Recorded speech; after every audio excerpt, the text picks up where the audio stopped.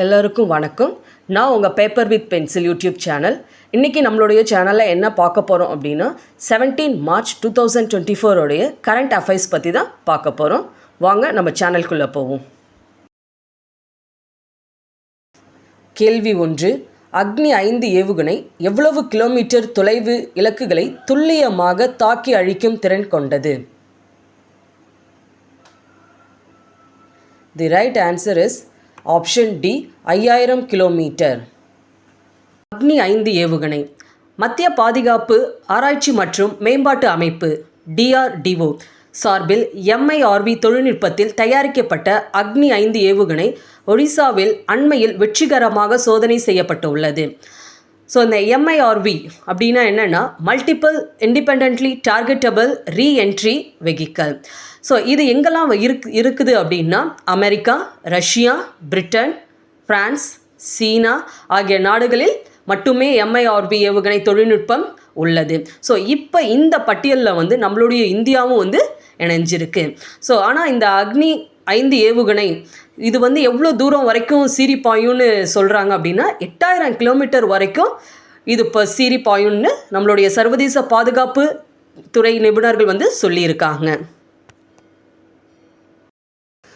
இந்த டேப்லெட் காலத்தில் நம்ம என்ன பார்க்க போகிறோன்னா இது வரைக்கும் அக்னி ஏவுகணை 5 முறை வெற்றிகரமாக சோதனை செய்யப்பட்டிருக்கு. அதை பற்றி தான் இந்த டேப்லெட் காலத்தில் நம்ம பார்க்க போகிறோம்.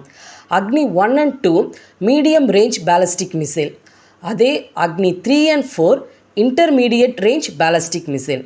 ஆனால் அக்னி 5 அது மாதிரி கிடையாது. அக்னி 5 இன்டர் கான்டினென்டல் பேலிஸ்டிக் மிசைல்.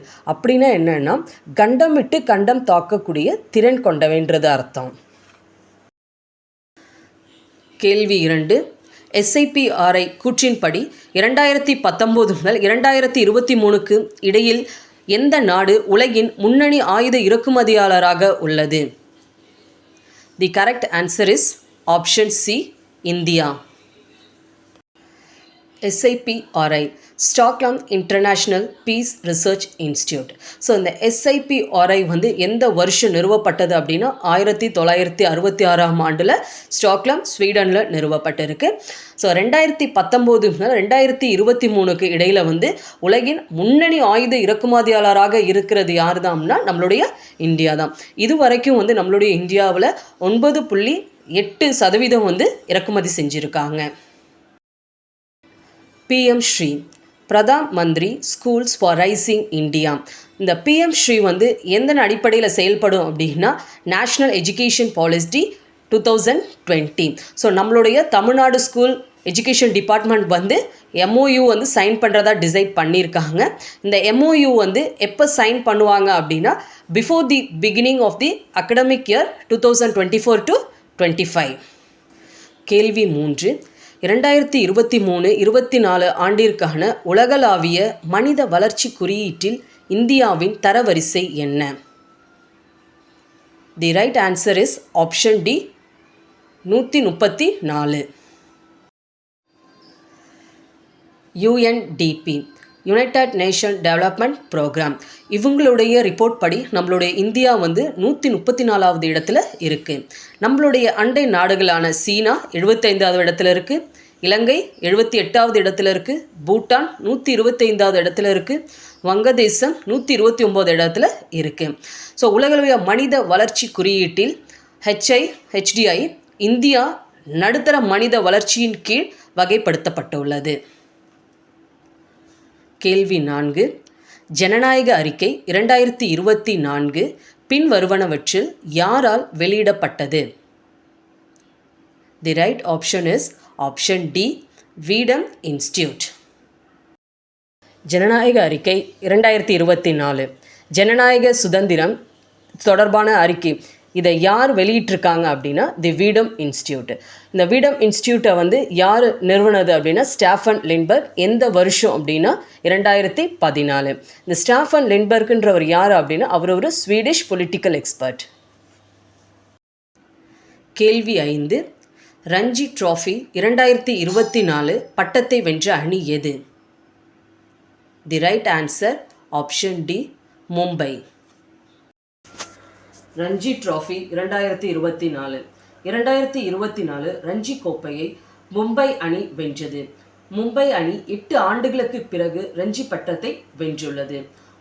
முதல்தர போட்டியில் மும்பை அணி 42வது பட்டத்தை வென்றது. ரஞ்சி கோப்பையை வென்ற மும்பை அணியின் 26வது கேப்டன் என்ற பெருமையை ரஹானே பெற்றுள்ளார்.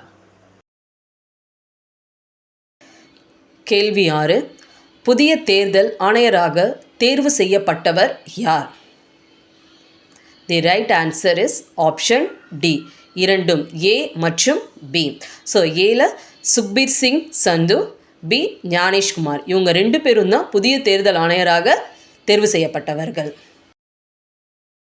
புதிய தேர்தல் ஆணையர்களாக சுக்பீர் சிங் சந்து மற்றும் ஞானேஷ்குமார் ஆகியோர் தேர்வு செய்யப்பட்டுள்ளனர். 543 மக்களவை தொகுதிகளுக்கான பொது தேர்தல் ஏப்ரல் 19ஆம் தேதி முதல் 7 கட்டங்களாக நடைபெறும் என்று தலைமை தேர்தல் ஆணையர் அறிவித்தார். ஜூன் 4ஆம் தேதி வாக்கு எண்ணிக்கை நடைபெறும் என்று தேர்தல் ஆணையர் அறிவித்தார்.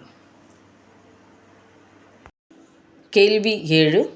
ஒவ்வொரு ஆண்டும் உலக நுகர்வோர் உரிமை தினம் எப்பொழுது கொண்டாடப்படுகிறது? தி right answer is option C, 15 March. நுகர்வோர் உரிமைகள் பற்றிய விழிப்புணர்வை ஏற்படுத்த உலக நுகர்வோர் உரிமைகள் தினம் ஒவ்வொரு ஆண்டும் மார்ச் 15ஆம் தேதி அன்று கொண்டாடப்படுகிறது. So India celebrates national consumer rights day on 24th December every year. அதே நம்மளுடைய இந்தியா ஒவ்வொரு வருஷமும் டிசம்பர் 24ஆம் தேதி அன்னைக்கு நேஷ்னல் கன்சியூமர் ரைட்ஸ் டேன்னு சொல்லி நம்ம செலிப்ரேட் பண்ணிகிட்டு இருக்கோம். ஸோ டிசம்பர் 24, 1986 அன்று நுகர்வோர் பாதுகாப்பு சட்டம் 1986 குடியரசுத் தலைவரின் ஒப்புதலை பெற்ற தினத்தை நினைவு கூறும் நாள்.